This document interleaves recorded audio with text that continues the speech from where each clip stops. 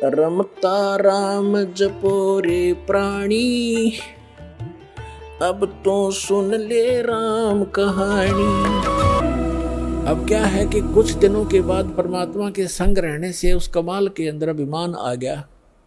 राज तजना सहज है, सहज तरिया का ने, मान बढ़ाई ईर्षा ये दुर्लभ तजना ये। अब क्या है कि परमात्मा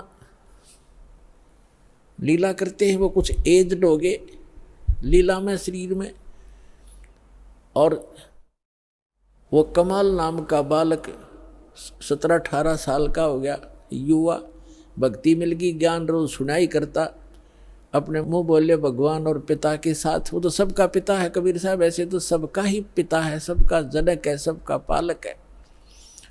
अब ये गलती हो जाती है हमारे से, चार बातें सीख कर, जो ज्ञान सुनकर हम स्वयं वक्ता बनकर प्रभुता के पात्र बनना चाहते हैं, ये जीव की सबसे बड़ी भूल और दुर्भाग्य होता है। ये संगत भी ज्ञान के अभाव से, किसी को से थोड़े से ज्ञान के वचन सुन लिए दास से प्राप्त, और वो ठीक सा बोलने लग गया और सब उसी की तरफ देखने लग जाते हैं, वाह वाह बहुत अच्छा बोलता है, खाक बोलता है बता। और फिर वही बात बिगड़ जाती है कि गुरु को तजय बजय सो आना ता पशुआ को फोकट ज्ञाना। गुरु को छोड़कर अन्य पर आसक्त होते तो वो भी एक फोकट ज्ञान है उन लोगों का, जैसे हम भगवान को छोड़कर इस काल पर आसक्त हुए थे, आज ये दुख भोग रहे हैं। तो इस प्रकार हमने अपने पतिव्रता पद से भी नहीं गिरना है। ज्ञान भगवान का है, बोलने वाला किसी तरह बोल रहा है वो उसका ज्ञान नहीं है, तो उससे आकर्षित नहीं होना चाहिए हमने, नहीं तो फिर हम पतिव्रता पद से गिर जाते हैं, नाम रहित हो जाते। तो कितना ही कोई वक्ता बना फिर जाओ, वो कर्महीन इंसान है, जो फिर उसमें महिमा की भूख बन जाती है। यही रोग लग गया कमाल के। बहुत से जो संगत वाले थे वो कहने लगे, वाह भाई कमाल, आप तो गुरुजी से भी बढ़िया सत्संग सुनाते हो कबीर साहब से। वो फूल गया, आवा तो किस समय भर दो या तुरंत भर जाती है। अब उसमें यह अभिमान हो गया, और फिर नो कहने लगे, भी बड़ा सेवा करता है गुरुजी की, तेरे जैसी सेवा कोई नहीं कर सकता। एक दूसरी बीमारी यह होगी, तो परमात्मा तो अंतर्यामी थे, उसको पता था कि ये मरेगा, मूर्ख जहर खाने लग गया। अब संकेतों में समझा करते थे भगवान कि भाई अभिमान चाहे तो धन का हो जा, कोई दान गढ़ा करता है, दान का अभिमान हो गया, मैंने इतने पाठ करा दिए, मैंने ये बनवा दिया, फलान कर दिया। और चाहे कोई नू देखे बड़ा माड़ा फेरे, सारा दिन मंत्र करता रहता, दूसरे उससे प्रभावित होंगे, उसकी प्रशंसा करने लग जाएंगे, वह भी भूल है आपकी, क्योंकि आपकी यह भी कमजोरी है। अब जैसे कोई एक लड्डू खा रहा है और दूसरा यूँ कह रहा, देख 4 लड्डू खा गया, वाह भाई वाह बड़े लड्डू खा गए। अब उसके लड्डू खाने का आपको क्या मिला?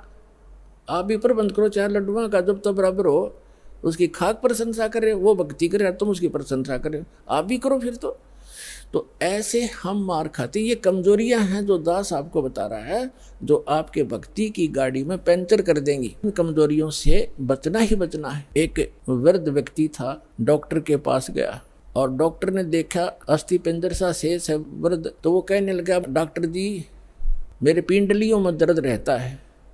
डॉक्टर बोला, जी कमजोरी के कारण है बाबा। तो कहने लगा, जी मेरी ऐसे सांथलों में भी दर्द रहता है, सांथलों में। डॉक्टर बोला, भाई कमजोरी है, कमजोरी, वीकनेस। वृद्ध कहने लगा, जी मेरे सिर में भी दर्द हो जाता है। डॉक्टर कहने लगा, कमजोरी है। फिर उसने कहा वृद्ध ने कि मैं खड़ा होता हूँ चक्कर आता है। तो डॉक्टर बोला, बाबा कमजोरी है। अब वृद्ध ने गुस्सा आ गया, ने बोला, तू डॉक्टर है गम चक्कर, एक के बाद जाने कमजोरी है कि मैं और भी बताओगा। तो डॉक्टर बोला, यह भी कमजोरी के कारण है, अपना गुस्सा जो है ये भी कमजोरी के लक्षण है। ये गुस्सा भी कमजोर आदमी को ही ज़्यादा आता है। तो पुण्यात्माओं, जो दास आपको बता रहा है ये भी कमजोरियां हैं, इनमें से कोई से भी हो वह भी कमजोरी ही है, वीकनेस आपको यानी भक्ति मार्ग में बाधक है। परमात्मा कहते हैं, जैसे माता गर्भ को रखे यत्न बनाए, ठेस लगे तो छन्न होवे, तेरी ऐसे भक्ति नसावे।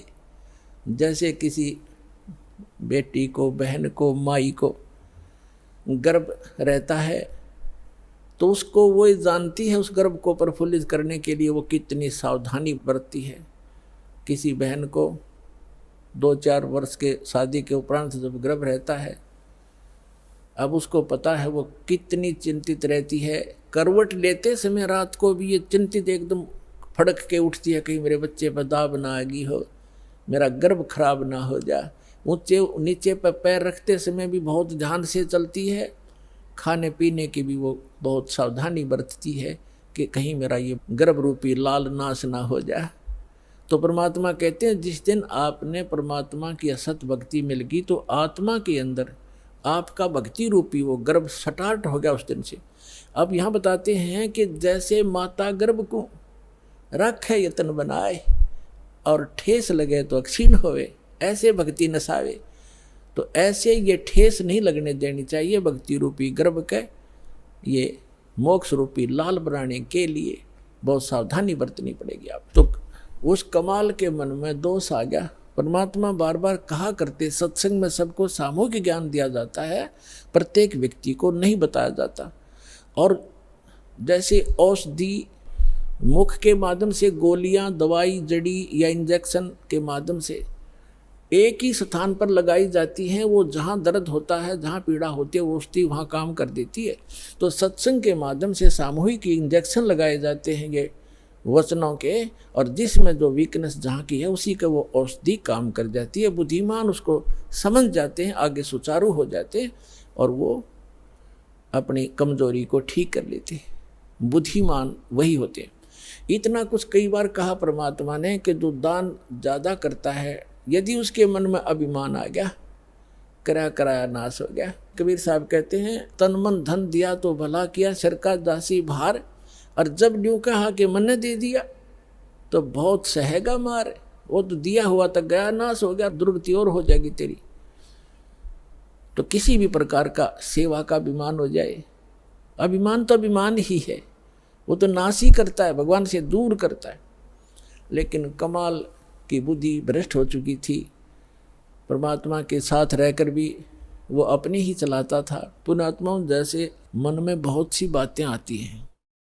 एक बार धर्मदास जी ने कहा, प्रभु हे भगवान, आप कहते हो कि श्री कृष्ण परमात्मा नहीं है, समर्थ नहीं है।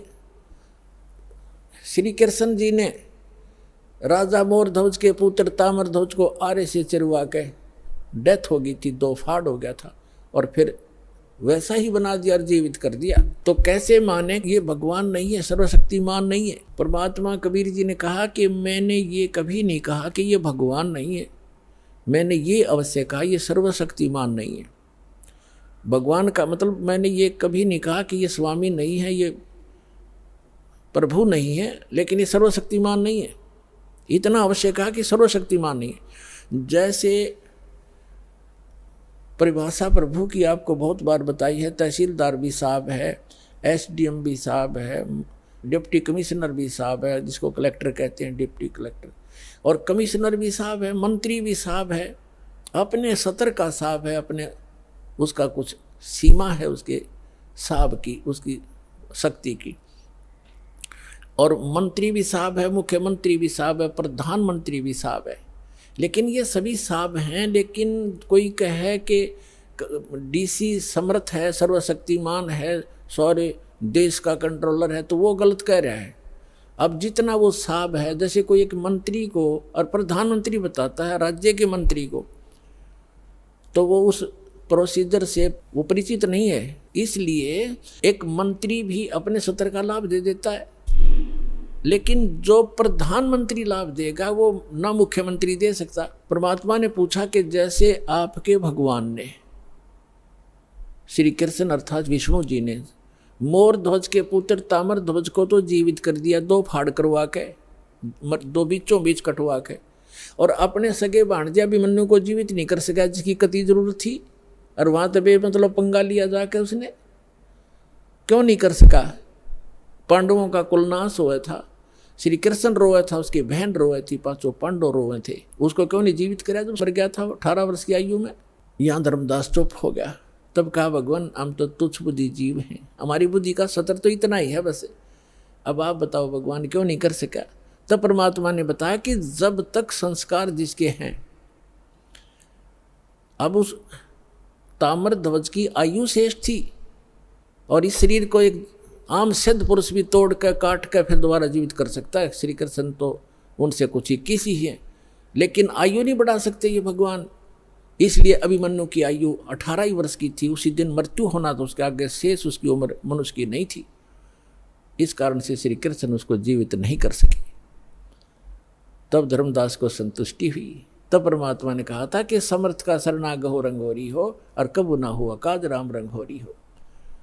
अब यहाँ प्रसंग चल रहा है, इसी प्रकार जैसे अर्जुन को अभिमान हो गया था, उसके भ्रम को निवारण करने के लिए श्री कृष्ण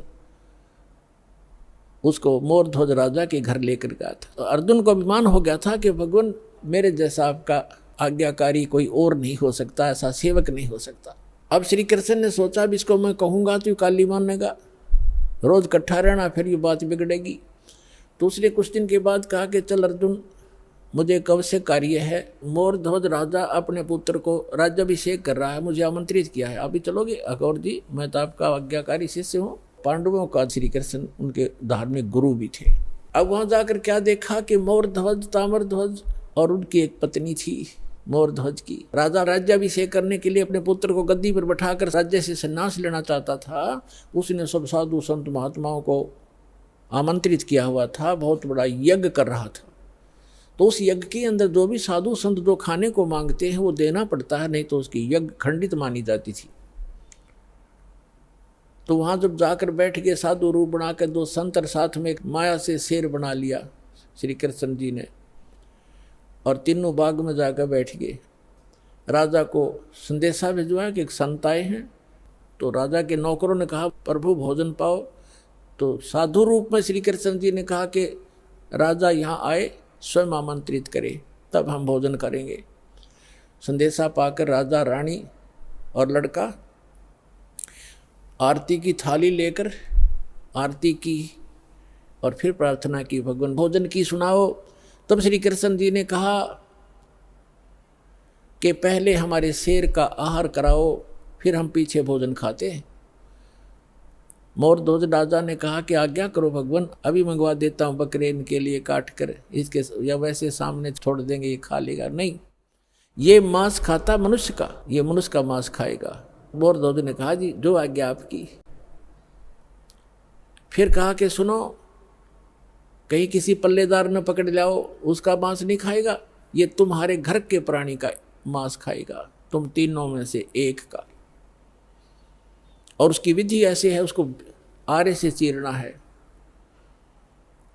और चीरते समय आंखों में आंसू आ गए तो ये मांस शेर नहीं खाएगा, तुम्हारा यज्ञ खंड हो जाएगा। अब मोर ध्वज ने कहा कि जो आज्ञा भगवान आपकी। तो कहा कि ठीक है। जब मोर ध्वज ने कहा कि मैं फ्री हो चुका हूँ, लड़का युवा हो गया है, बेटा तू राज संभालना, अपनी माँ की सेवा करना, और मेरा काम पूरा हुआ और मैं महात्मा के शेर का आहार बनूंगा।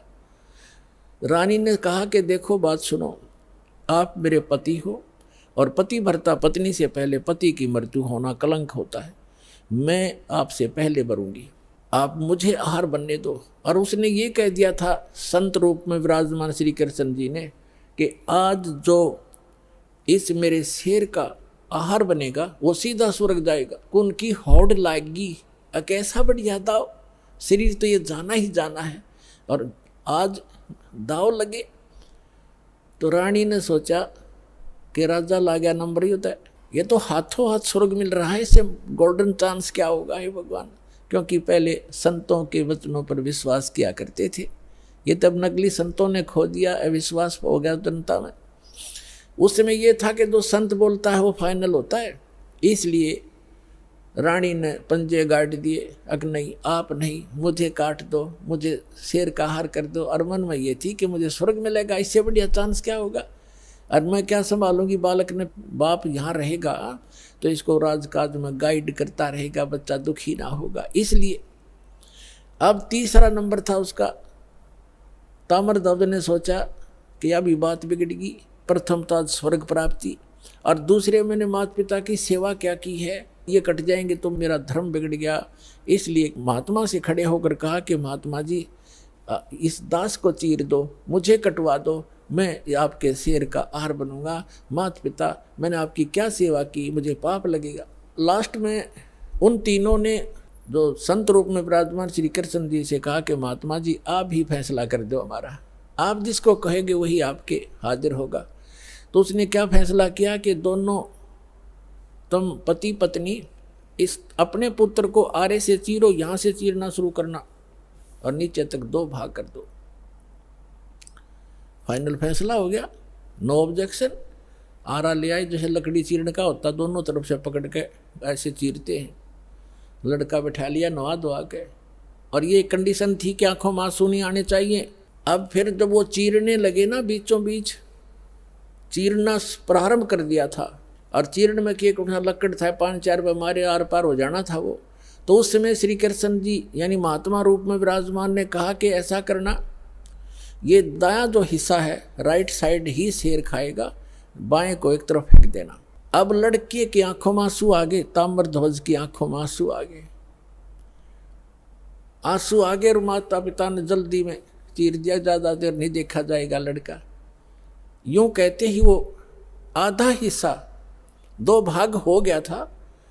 तो फिर श्री कृष्ण ने कहा कि भाई ये हमारा काम नहीं, इसकी आंखों में आंसू आ गया, इसका मुंह ममता रहेगी कोई, ये रो रहा है लड़का।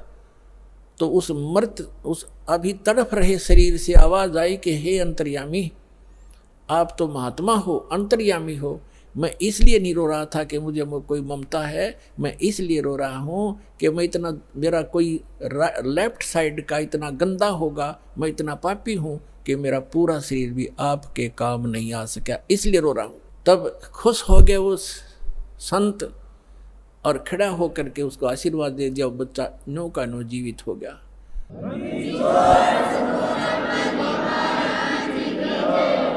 अब जब उसने जीवित कर दिया और कहा भाई मैं तो तुम्हारी परीक्षा लूँ था बेटा, तुम सफल हो गए सारे, श्री कृष्ण ने कहा, और कहा कि मांग ले मोर ध्वज, क्या मांगना चाहता है, तुझे स्वर्ग में भेज दूंगा और बहुत समय तक तेरा स्वर्ग का राज लिख दूंगा, इंद्र की पदवी दे दूंगा।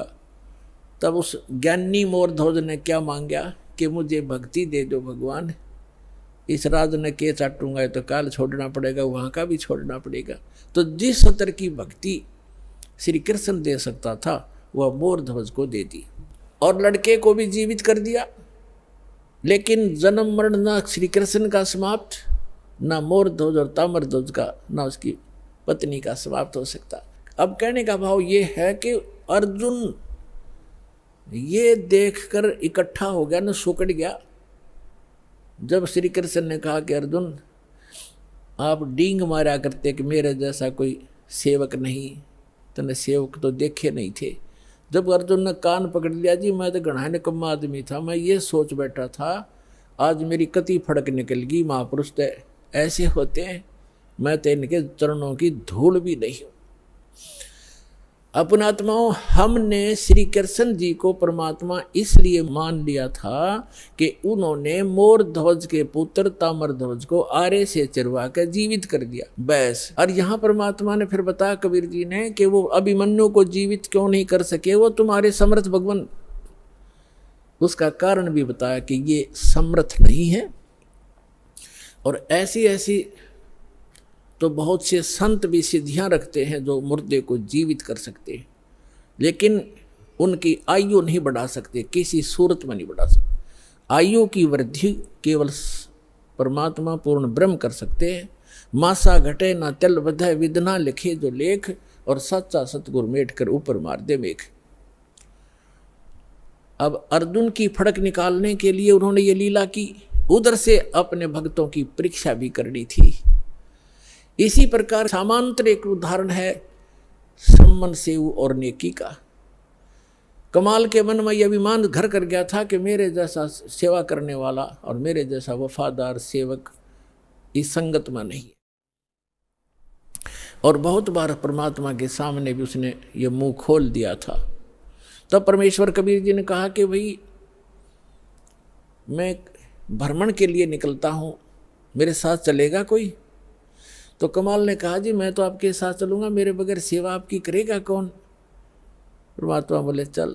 वाजिद नाम के एक राजा थे, वो घर त्याग कर चले गए थे, फिर उनको जंगल में भगवान मिले थे, उनको फिर अपने साथ रखा था, वो भी सेवक हो गए थे ज्ञान समझ के। तो वो दोनों जने वाजिद और कमाल और परमात्मा तीनों जने चल पड़े। उधर से सम्मन और नेक्की उसकी पत्नी और सेव उनका पुत्र। नेक्की और सम्मन जो है दोनों चूड़ी पहनाने का काम किया करते, मनियार का। और ये एक स्वभाव बन जाता है भक्त अपने का, खासकर कबीर परमात्मा के बच्चे का नाम लेने के बाद वो ये सोचता है तेरा कल्याण तो निश्चित, और इस सामने वाले ने भी समझा दूं किसी तरह। तो कोई जैसे कोई मजदूर जाता है किसी सेठ के काम करता है, उसको भी कोशिश करता है इसको ज्ञान बता दूं, लेकिन वो सातवें आसमान पर होता है, उसने एक मजदूर की बात कैसे सुनावे ना सुनो, लेकिन कोशिश रहती है कि इसकी किसी प्रकार बुद्धि सेट हो जाए, इसका जीवन नाश हो रहा है। हमारे भक्त की ये चेष्टा रहती है। तो वो सम्मन और उसकी पत्नी जहाँ भी चूड़ी पहनाने जाते थे बहनों को, तो परमात्मा की चर्चा शुरू कर देते थे। हमारे वो गुरु जी ऐसे हैं, सिकंदर लोधी को जलन का रोग हो गया था, वो ठीक कर दिया। स्वामी रामानंद जी का कत्ल कर दिया था सिकंदर लोधी राजा, दिल्ली के बादशाह ने, हमारे गुरु जी ने जीवित कर दिया उन्हीं के सामने। एक कमाल नाम का लड़का था, मरता बहता हुआ आ रहा था, हमारे गुरु जी ने वो जीवित कर दिया। हमारे गुरु जी बड़े सक्षम हैं, नाम लेने से मोक्ष हो जाता है, सदा दुख मिट जाते हैं, यहाँ भी सुख मिलते हैं। अब वो गरीब व्यक्ति चूड़ी बेच के गुजारा करें, मुश्किल से उनका निर्वाह चल रहा था। और वो समझाओ उन सेठों की, धनी व्यक्तियों की पत्नियों को, लड़कियों को, तो उनका कैसे बात गले उतरे, बल्कि उल्टा वो चिढ़न लाएगी। कहते हैं तुलसी पिछले पाप से हरि चर्चा ना भावे, और जैसे जबर के बेगते भूख पैदा हो जावे। किसी का मलेरिया बुखार हो गया हो, उसको काजू किशमिश भी कड़वी लगे, सेब भी कड़वे लगे, रोटी भी कड़वी लगती है। वो रोटी सेब कड़वे नहीं है, उस बुखार ने उसके शरीर की, रोगी के शरीर की व्यवस्था बिगाड़ दी, जिसको मीठी वस्तु भी कड़वी लग रही है। इसी प्रकार पापग्रस्त प्राणी को परमात्मा की चर्चा सुहाया नहीं करती, भाया नहीं करती, अच्छी नहीं लगती, वो दुख मानता है। अब वो कहा करती थी कि तुम्हें तो खाने को दाने नहीं, और तुम बताओ हम तुम्हारे गुरुजी इतने सक्षम हैं, फलान है, चुप रहो, अपना काम करो। अब इस बात पर वो भी कई बार अपने आप में दुखी हो जाते थे कि सचमुच ये कह तो ये रहे हैं कि हमारे पास तो चौवन्नी नहीं, समय का पर आहार नहीं मिलता कई बार तो, लेकिन हमारे गुरुजी में कमी कती नहीं। ये दिल वो डांट ही लेते थे, ज्ञान ऐसा हो चुका था। तो पुण्यात्माओं, ये कथाएं हैं, ये आपके लिए गाइडलाइन है। आप जी विचलित ना होना, कुछ भी हो आने दो समय। परमात्मा कहते हैं कल्पे कारण कौन है, कर सेवा नी काम, और मन इच्छा फल देऊंगा जो पड़े मेरे ते काम है। अब लोगों के नहीं सुनना, आपका फर्ज है किसी को समझाने का, चेष्टा करते रहो, बताते रहो। एक भक्त कह रहा था कि मेरे ऐसे ऐसी घटना घट गई और ऐसी पशु मर गया एक, और मैं औरों को समझाता हूँ तो मुझे कहते हैं बता तेरा क्या लाभ हुआ, हमें तू शिक्षा दे रहा है। तो पुण्यात्मा, अध्यात्म ज्ञान धीरे धीरे समझ में आओगे आपके। संसार तो एक आम दंत कथाओं पर आधारित है, और जिन पूजाओं को वो करते हैं उनके बालक तक मर जाते हैं, तब वो कभी चिंतित नहीं होते कि हम ये भक्ति क्यों कर रहे हैं, छोड़ क्यों नहीं देते। इसका कारण ये है, जैसे रोगी दुर्घटनाग्रस्त हो गया और डॉक्टर के पास गया, डॉक्टर क्या करेगा, वो ये नहीं देखता जैसे उसका ब्लड निकल रहा है तो सबसे पहले वो ब्लड रोकेगा। अगर ब्लड सारा निकल गया तो मृत्यु को प्राप्त हो जाएगा। अगर टांग टूट रही है, पीड़ा हो रही है, उसको नहीं छेड़ेगा, पहले सबसे पहले वो ब्लड रोकेगा उसका, ताकि ये रुक जाए और ये इसका जीवन रक्षा हो। और वो कह रहा है रोगी खाए मर गया, टांग बहुत पीड़ा कर रही है, वो करती रहे, वो उसकी परवाह नहीं करेगा, पहले उसका जीवन रक्षा करेगा, वो ऑपरेशन करेगा जहाँ से ब्लड निकल रहा है। अब रोगी रो रहा है कि मेरी टांग टूटी पड़ी है, मुझे बहुत दुख हो रहा, तो कोई बात नहीं, क्या उस डॉक्टर से वो छिपा थोड़ा ही है, उसका नंबर आएगा तब उसको ठीक करेगा। तो इसी प्रकार आपने नाम ले लिया और आपका कोई भयंकर दुख आना था, भयंकर दुख आना था, जिससे आपके जीवन जाना था। तो आपके उस नाम की भक्ति से और आपके किए हुए दान पुण्य से पहले परमात्मा आपकी जीवन रक्षा करेगा, एक्सटेंड करेगा। थोड़ा बहुत घर में हानि हो भी गई उसको फिर पूरा कर देगा, उस समझ क्या देर लगे। तो इस प्रकार आप जी ने परमात्मा के इस अध्यात्म ज्ञान को समझकर इस सफर पर तब चल सकोगे। समाज तो अपने सतर का ज्ञान रखता ही है, उसको उतना ही ज्ञान है, आप चिंतित मत होना, लगे रहना। तो इसी आधार से वो सुनते भी रहते थे, फिर परमात्मा के ज्ञान से दृढ़ रहते थे। फिर भी कहीं ना कहीं जो एक बार नहीं 2 बार सुनाने से चिढ़ जाता था, उसको छोड़कर अन्यों को वो सुनाते थे, अपना काम जारी रखा। अब उधर से क्या हुआ, एक दिन अपने आंगन में बैठकर, गर्मियों का मौसम था, शाम के समय अपना बैठे थे तीनों, पिता पुत्र पत्नी उसकी। और वो लड़का जब बच्चों में जाता था वो भी यही चर्चा करता था कि हमारे गुरुजी के सिकंदर लोधी दिल्ली के बाद सभी शेष हो गए, वीर सिंह बघेल काशी नरेश हमारे गुरुजी का शिष्य है, बिजली खां पठान मगर नरेश हमारे गुरुजी का शिष्य है, ऐसे ऐसे सुख देते हैं, ऐसे ऐसे सुख देते हैं। बच्चे भी बताया करते हैं अन्य बच्चों में बैठकर हमारे बच्चे। तो वो बच्चे उसको चढ़ाते थे सेवक को कि तुम्हारे गुरुजी तो लालची हैं, वो तो राजाओं के घर जाते हैं और तुम्हारे घर ना आए कभी भी, क्योंकि तुम गरीब हो, तुम्हारे घर क्यों आएंगे। तो वो बच्चा इस बात से दुखी हो जाता था। अपनी माँ से एक दिन कह रहा था, दोनों पिता पुत्र वहीं बैठे थे, उनकी माँ भी बैठी थी बच्चे की। तो लड़का कहने लगा, पिताजी गुरुजी कभी अपने घर भी आएंगे। तब नेकी ने कहा, बेटा अपने घर तो वो रहते ही हैं, हम भगवान से जुड़ गए हैं तो हमारे साथ है परमात्मा, हमें दिखाई नहीं देते। ये तो ठीक है माताजी, लेकिन एक बार गुरुजी अपने घर आ जाए ना, बस फिर तो जो मेरे को ऐसे ऐसे गली के बच्चे कहते हैं उनका मुंह बंद हो जाए, फिर मैं बता दूं हमारे गुरुजी लालची नहीं है। तो वो कहने लगे, बेटा भगतों ने संसार की नहीं सुननी चाहिए, अपने गुरुजी के ज्ञान को आधार बनाकर जीना चाहिए। कहने तो उन बच्चे बालक हैं, उनको पता नहीं है हमारे गुरुजी लालची थोड़े हैं, उनकी दृष्टि में तो सभी एक जैसे हैं। फिर भी बालक है, आंखों में आंसू भर के कहता है, एक बार गुरुजी आ जाए ना, बस फिर तो मैं उनको कह दूंगा, देखा ना हमारे गुरुजी ऐसे नहीं है। परमात्मा कहते हैं कि मेरे भगत की टेंशन मेरे से देखी नहीं जाती। अब उधर से वो चली पड़े थे, उधर से वो कह रहे थे, इतने में सामने आके दरवाजा बाहर की तरफ खड़े हो गए गेट पे और आवाज़ लगाई, रे सम्मन। नेकी कहने लगी, गुरुजी का आवाज़ नजर आती है। सम्मन कहने लगा, गुरुजी कहाँ आएंगे इतनी दूर, उनके पास समय कहाँ है, लाखों से उनके कहाँ कहाँ जाएंगे, आपको वैसे धोखा लगा। इतने में फिर आवाज़ लगाई, रे सम्मन है घर पे। नेकी कहने लगी, आवाज़ तो गुरुजी की है। देखा बाहर के गेट के सामने, बाहर के एक वैसे थोड़ा सा गेट सा बना रखा था डंडा सा का लकड़ी का, तो देखा तीनों ने सचमुच भगवान खड़े हैं, 3 जने खड़े हैं, भाग्य आए नंगे पैरों और खड़े खड़े देख रहे हैं, जैसे स्तब्ध हो गए हों। उनको विश्वास नहीं हो रहा हो कि हम क्या देख रहे हैं आज हमारे इस घर पे, गरीब के घर पे, और परमात्मा आगे। उनकी श्रद्धा थी नारी। तब कमाल ने कहा कि गुरुजी को ऐसे खड़ा रखोगे, अंदर भी ले चलोगे, बहुत दूर से चल कर आए हैं। तब वो एकदम सपना सा टूटा, चरणों में दंडोत प्रणाम किया और बैठा दिए झोपड़ी में, थोड़े जैसे भी कपड़े थे फटे पुराने बिछाकर। अब सम्मन गुरुजी के उन भक्तों के पास बैठ गया, चर्चा चलते रहे। फिर कुछ देर के बाद पूछा, भगवान खाने का सुनाओ, अभी खाओगे या कुछ ठहर के। तो परमात्मा ने कहा कि भाई भूख तो लगी है बच्चा, पैदल चल कर आए हैं, भूख लगी है, व्यवस्था कर लो।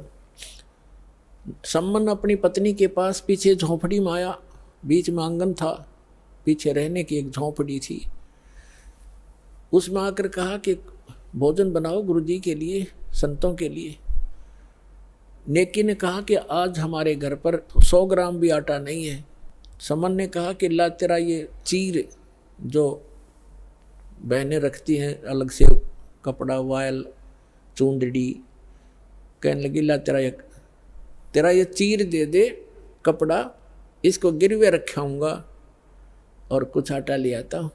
तब उसने कहा नेकी ने कि मैं जहाँ मुझे मिलने की आशा थी उन घरों में मैं मांग आई, और ये मैंने प्रार्थना भी कर दी उनसे कि मेरा ये कपड़ा एक ही है, इसको रख लो, कुछ आटा उधारा दे दो, फिर अपना चीर ले जाऊंगी और आटा दे जाऊंगी। तो उन्होंने कहा कि ये फटा हुआ है एक स्थान से, इस कारण से किसी ने इसके बदले में आटा भी नहीं दिया। अब कलेजा पकड़ कर बैठ गया सम्मन, हे भगवान, पहली बार तो गुरुजी आए, मैं कैसा नीच हूँ, कैसा दुर्भाग्य हूँ। ज्ञान से पता ही उसको लग गया था कि जिसने पूर्व जन्म में पुण्य नहीं कर रखे, तो दान नहीं कर रखा, दान करने वाले को ही धन मिला हुआ होता है। आज जो दान कर रहे हैं उनको आगे धन ही मिलता है। तो वो इस बात से बड़ा चिंतित था, मैं कितना नीच रहा हूँ, पिछले जन्म में दान किया नहीं, अब दान योग्य मेरे पास कुछ है नहीं, पिछले जन्म का ऐसा कर्महीन इंसान रहा हूँ मैं, आज मैं अपने गुरुजी को भोजन नहीं करा सकता, संतों भूखे जाएंगे मेरे द्वार से। आंखों में आंसू आ गए बुरी तरह। तब नेकी ने कहा कि आप ऐसा करो, चिंता मत करो, कोई यत्न बनाओ, आप रात्रि में चोरी कर लाना और गुरुजी से कह दो भगवान सुबह भोजन कराएंगे। अंतर्यामी सब जान जाते हैं। तो समन ने कहा कि सुबह कहाँ से लाएंगे, सुबह की कैसे कहूँ। नेकी ने कहा कि रात्रि में चोरी कर लाओ तुम। अब उसी समय सेऊ कहने लगे, अब लड़का रोज सुना करता माता पिता के मुख से बेटा भूखा रह जावे, पर चोरी नहीं करनी चाहिए। चोरी करने वाला व्यक्ति कभी भी सक्सेस नहीं होता, उसका नाश होया करता है, महाअपराधी व्यक्ति होता है। तो सेऊ कहने लगा कि माता, गुरुजी रोज सत्संग में सुनाते हैं चोरी नहीं करनी चाहिए, और आज मैं आपके मुख से सुन रहा हूं कि चोरी कर ले हम, इससे अच्छा तो हम मर जाएं, वो अच्छा है, भूखे मर जाएंगे, गुरुजी से हाथ जोड़ लेंगे। तब नेकी ने कहा, बेटा बात सुन पुत्र, तेरी बात बिल्कुल सही है, चोरी करने वाले का नाश होता ही होता है, विनाश होता है।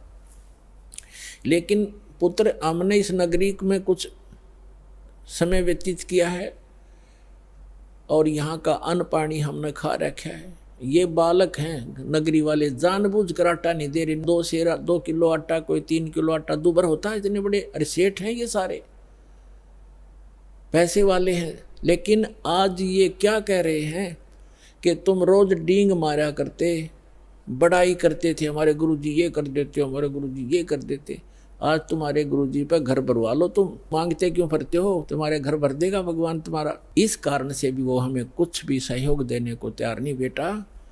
और जय परमात्मा यहाँ से निराहार चले गए, आग लग जाएगी इस नगरी में। अब तू सोच ले, या नगरी बचानी है या नहीं। तब सेव कहने लगा, माँ आप जो कहोगे वही करेंगे। और बेटा 3 शेर लाना चोरी करके, हम नहीं खाएंगे, गुरुजी बच्चों भगवानों को खिला देंगे, तो यह नगरी बसी रह जाएगी। इनमें अभिमान छा गया, पैसे का, धन का, इनके अंदर अभिमान है जो इनको नाश कर देगा इनका। शाम को कह दिया भगवान सुबह वक्त से भोजन कराएंगे। समझ गए कि बेटा जल पिला दे, 1 गिलास पी का 1 गिलास जल, बैठ गए भजन पर। लेटने वाले लेट गए। 12:30 बजे से रात्रि के दोनों पिता पुत्र चोरी करने चले गए। पहले कच्ची मिट्टी के महल मकान होते, जहाँ छोटी ईंटें होती थी, बिल्कुल छोटी, तो कच्ची ईंटों का वो मकान था, उसमें सुराख कर लिया, ऐसा अंदर प्रवेश कर जा, ऐसे घिसट गए। तो सम्मन ने कहा कि बेटा तू बाहर रहना, मैं अंदर जाता हूँ, और यदि लाला जी जाग जावे, मैं आटा बांध के कपड़े में और बाहर फेंक दूंगा, तू लेके भाग जाना। तब सेऊ ने कहा, पिताजी अंदर मैं जाऊंगा, और यदि लाला जी सेठ उठ गए, जाग गए, तो मुझे पकड़ भी लेंगे, तो मैं बालक करके मुझे माफ़ कर देगा राजा, और नहीं ये राजा चोरों को माफ़ नहीं करता, फांसी देता है। और पिताजी आप तो बड़े हो, आपको क्षमा नहीं करेगा। तब सम्मन ने कहा, बेटा अगर तेरे को फांसी दे दी तो मैं क्या करूँगा, जी कर, मेरा कहाँ ठिकाना होगा। तब सेव ने कहा, नहीं पिताजी ये मेरी अर्ज मानो, और मैं फिर भी बालक हूँ, मुझे क्षमा हो जाएगी, मैं जाता हूँ। यूँ कहकर वो घुस गया। तब सम्मन ने कहा, बेटा 3 शेर से ज़्यादा नहीं लाना। अब जो ही उसने अंदाजा सा आटा निकाला, अपने फटे पुराने कपड़े में बांधा, चलने लगा, तो एक तराजू रखी थी तखड़ी, उस पर पैर रख गया, आवाज़ होगी जोर से, लाला उठ गए, और चोर चोर करके जो ही सेव निकलने की चेष्टा कर रहा था, उसका पैर पकड़कर घसीट लिया वापस, और उसने आटा बाहर फेंक दिया। पिताजी आप ले जाओ, मुझे बनिए ने पकड़ दिया। अब वो आटा लेकर भाग गया। उधर से लाला जी ने उसको बांध दिया रस्सी से, थांब के खंबे के अंदर मकान के, और पूछा कौन है तो किसका है। उसने सच्ची बता दी, मैं ऐसे सम्मन मनियार का लड़का हूँ, सेऊ मेरा नाम है। और कहा कि लाला जी इतना गुस्सा क्यों हो रहा, 3 सेर आटा लिया हमने, हमारे घर हमारे गुरुजी आए थे, उनको भोजन कराना अनिवार्य था, हमारे घर पर था नहीं, इतनी सी बात, हम चोर नहीं है। अच्छा तुम्हारे गुरुजी आए हैं, ठीक है, अब समझ गया मैं, वो चोरी कराने आते हैं, वो इसीलिए आते तुमसे चोरी कराते हैं और बात बनाते हो बड़ी बड़ी। अब सेव ने सोचा या और बात बिगड़ गई, अब गुरुजी को और सदा दिवा होगा ये राजा से कहकर। अब व्यवस्था उधर से आटा लेकर पहुंचा, सम्मन उसकी नेकी ने पूछा कि बेटा कहाँ है, कि वो तो बनिए ने पकड़ लिया। अब नेकी के मन में कैसी प्रेरणा आई कि ये तो बात बिगड़ गई, लड़का पहचान में आवेगा और पुलिस वाले हमारे घर आएंगे, अभी आ लेंगे घंटे भीतर, और गुरुजी को पकड़ेंगे और कहेंगे कि ये कराता है चोरी, ये कभी चोरी नहीं करते थे, आज ये आया है तो इसने चोरी कराई है, और गुरुजी को दंडित करवाएगा सेठ। जैसे उनकी बुद्धि ने काम किया कि आप जाओ लड़के का सिर काट लो किसी प्रकार बुला बुलू के, और बाहर सिर निकलवा लेना, और सेठ से कहना कि छोड़ना मत, रस्सा बांधे रख, 2 बात बतलानी है। और लड़के की शीश काट ला, और फिर सेठ उसको घर नहीं रखेगा, वो अपनी जान बचाएगा, 302 के मुकदमे से बचेगा, और वो उसको कहीं और डाल आएगा, फिर तुम 100 उठा लाना। अब नेकी लेके इतना बड़ा थुरा और चल पड़ा, और जाके कहा कि सेऊ बेटा 2 बात करनी, कल तो आप शायद मारे जाओगे बेटा, और हम 2 बात बताना चाहता हूँ तेरे कान में। तो सेऊ ने कहा लाला जी से कि सेठ जी मुझे कुछ 2 बात करनी मेरे पिताजी से, बाहर मेरा बाप खड़ा है, मुझे 2 बात कर लेने दे। वो कहने लगा नहीं नहीं, तू भागने की चेष्टा करता है कि नहीं, रस्सा ढीला कर दे पैर का, बांधे रख मजबूती से, इतना मैं शीश निकाल कर बात कर रहा हूँ। अब सेठ ने सोचा कि ज़्यादा चोरी तो कुछ की नहीं है, थोड़ा सा ढीला कर दिया, रस्सा थाम के बांधे रखा। तब सम्मन था, बाप का हाथ नहीं चला बेटे का सिर काटने, पीछे को हाथ करके और ऐसे स्तब्ध हो गया, ना हाथ आगे हो, काटने की हिम्मत नहीं पड़ रही थी। तब सेऊ ने कहा पिताजी बात सुन, यदि आप मेरे पिता हो, मैं आपका अंश हूँ, तो आज मेरी बात को मानना पड़ेगा, नहीं तो मैं आपका बेटा नहीं हूँ, किसी गैर की संतान हूँ। आज मेरा सिर काट दे पिताजी, ना गुरुजी का कोई ठिकाना नहीं है आज। इतनी बात सुनते ही सम्मन ने एकदम मारी वो तलवार, और लड़के की गर्दन काट के बालों से पकड़ कर लेकर चल पड़ा। अब सेठ को पता चला ये तो नाश हो गया, बात बिगड़ गई, ये 302 का मुकदमा 13 लगेगा। उसने उस लड़के को घसीट कर दूर बनी में जाकर, एक पजावा था, पजावा जैसे बदानी भट्ठे होते, उनके खड्डों में गिराया, और अपना जो सुराख बनाया था उसको बना के वैसा ही लीप लाप कर रेत रात मार के ऐसा कर दिया जैसे कुछ हुआ नहीं यहाँ पर। अब नेकी ने कहा कि अब ऐसे कर, इस सिर को रख दे यहाँ अलमारी के अंदर छुपा के, और वापस जाओ, लड़के के चिन्ह पावेंगे, घसीटा हुआ लेकर जाएगा सेठ, कहीं डाल के आया होगा, वहाँ से भी उठा लाओ, क्योंकि मर्डर कहीं पता लग गया तो फिर सारा बात फैल जाएगी और पहचान होगी। अब सेव कुछ देर आया, फिर वापस गया, इसमें काफ़ी घंटा सारा लग गया। इतने में सेठ अपना उसको डाल के सारा काम करके आराम से बैठ गया। वहाँ जाकर देखा जहाँ उसके निशान जा रहे थे घसीट के, उन चिन्हों के साथ साथ जाकर बच्चे को उठा कर ला के अंदर के कोठे में डालकर कपड़े बोरी बारी से ढक दिया कि गुरुजी चले जाएंगे, उसके बाद बच्चे का अंतिम संस्कार कर देंगे। अब उधर से भोजन बढ़ाया, लड़का कटा पड़ा है, इकलौता पुत्र की गर्दन कटी पड़ी है, वो कत्ल हुआ पड़ा है, और माँ रोटी बना रही है गुरुजी के लिए। भोजन बना के और कहा सम्मन से कि बुलाओ महात्मा जी को, गुरुजी को जल्दी भोजन करा देंगे, फिर ये प्रस्थान कर जाएंगे वक़्त से। सुबह 5 बजे भोजन करा दिया, 4:30 बजे बना दिया। परमात्मा उठे, उनके तीन पात्रों में, 3 दोनों में भोजन डाल दिया, सारा जितना बना रखा था। परमात्मा ने कहा भाई ऐसे करो, इसको 6 दोनों में डालो, 3 तुम हो 3 हम हैं। तो समन ने कहा महाराज जी हम तो फिर खा लेंगे, आप खाओ।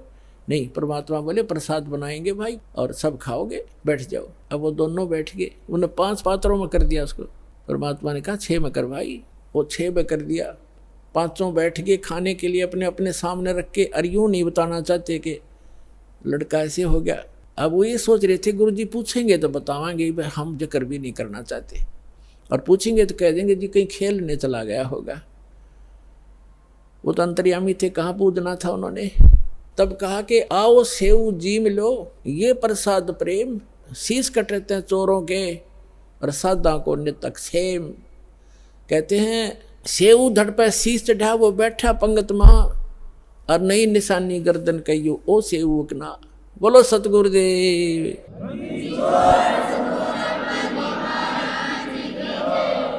अब परमात्मा ने नु कहा था आओ सेऊ जी मिलो, ये प्रसाद प्रेम, और सिर कटते हैं चोरों के बेटा, संता की तो अक्षेम। संतों की तो शीश की रक्षा होती है, आ जाओ आप भोजन पाओ। कहते हैं जेऊ धड़ पर शीश चढ़ा, अपने आप शीश उठकर उस धड़ पर लग कर, और सेऊ भाग्या आया बाहर बैठ के, और भोजन पंगत में बैठ गया खाना खाने के लिए। और माता पिता ने निशान देखा कि निशान भी नहीं गर्दन का कहीं कटे हुआ। अंदर उठकर जाकर देखा वो शव नहीं, वो शीश नहीं, वहाँ रकत के कुछ धब्बे जरूर पड़े हैं। तो पुण्यात्माओं, यदि भगवान की ही आप तुलना करना चाहते हो, पहचान करना चाहते हो, श्री कृष्ण जी को आपने ताम्र ध्वज के जीवित कर देने मात्र से उनको भगवान मान लिया, तो कबीर भगवान के ये लक्षण उसके समांतर समझना। और देखो जैसे कमाल था, उसका जीवन शेष नहीं था, और परमात्मा ने उसकी एक्सटेंशन आयु कर दी। अब उस दिन कमाल के हृदय में धक धक हुई और चरण पकड़ दिए ने बोले भगवान। परमात्मा ने कहा सेवू तो कह रहा था ना मेरे जैसा कोई सेवक नहीं, तूने सेवक तो देखे नहीं थे बेटा। कमाल भी शतब्द हो गया, नु कहने लगा भगवान सचमुच मैं तो इनके चरणों की धूल भी नहीं था। तो बेटा एक से एक साधु भगत होते हैं, अभिमान नहीं करना चाहिए। उसकी फड़क निकाली। अब फिर क्या किया, परमात्मा ने कहा बेटा तेरा अब देखना ठाठ हो जाएंगे समन। कहते हैं सत ना छोड़े सूरमा, सत छोड़े पतदा, और सत के बांधे लक्ष्मी फिर मिले गया। आपने अपनी जो क्रिया को छोड़ना नहीं चाहिए। जैसे वो मजाक करते थे, इसे तुम्हारे भगवान है ये करते, लड़का जीवित किया और फिर सम्मन को इतना धन दे दिया परमात्मा ने, 1 नंबर का सेठ का है उसी जीवन में। तो परमात्मा कहते हैं कल्पे कारण कौन है, मन में ज़्यादा कल्पना मत कर, फलाना यूं कह रहा था तुम्हारे कुछ नहीं हो रहा। आण दे समय कल्पे कारण कौन है, कर सेवा नहीं काम, और मन इच्छा फल देऊंगा जब पड़े मेरे ते काम। फिर परमात्मा कहते हैं धीरे धीरे रे मना धीरे सब कुछ हो, और माली सींचे 100 गुणा समय आए फल हो। अब आपने आम का बीज बोया है, जैसे पौधा बोते हैं, सैकड़ों घड़े उसमें पानी की सिंचाई होती है, और उसको परिपक्व होने दो। परिपक्व होने के बाद फिर देखना कितना लदपद होगा फलों से। आप भी खा लोगे, पड़ोसी भी खा लेंगे, रिश्तेदार भी ले जाएंगे, तो भी खत्म नहीं होगा। तो ये भक्ति, यथार्थ भक्ति रूपी पौधा आज आपने लगाया है, इसको कुछ समय दो और फिर देखना कितने सुख देगा ये कबीर भगवान आपको। बोलो सतगुरुदेव।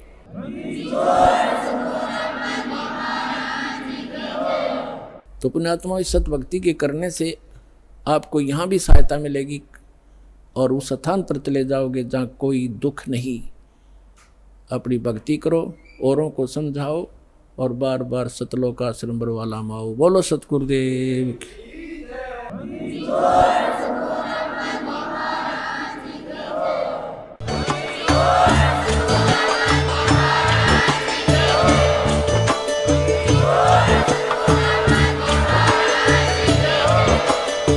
सुन रहे थे जगत गुरु तत्वदर्शी संत रामपाल जी महाराज जी के मंगल प्रवचन। अधिक जानकारी के लिए विजिट कीजिए हमारी वेबसाइट www.jagatgururampalji.org। संत रामपाल जी महाराज जी के शुभ आशीर्वाद से पूरे विश्व भर में 500 से भी ज्यादा नाम दीक्षा केंद्र हैं, जिन पर संत रामपाल जी महाराज जी द्वारा ऑनलाइन निशुल्क नाम दीक्षा दी जा रही है। अपने नजदीकी नाम दीक्षा केंद्र का पता करने के लिए संपर्क करें 8222880541।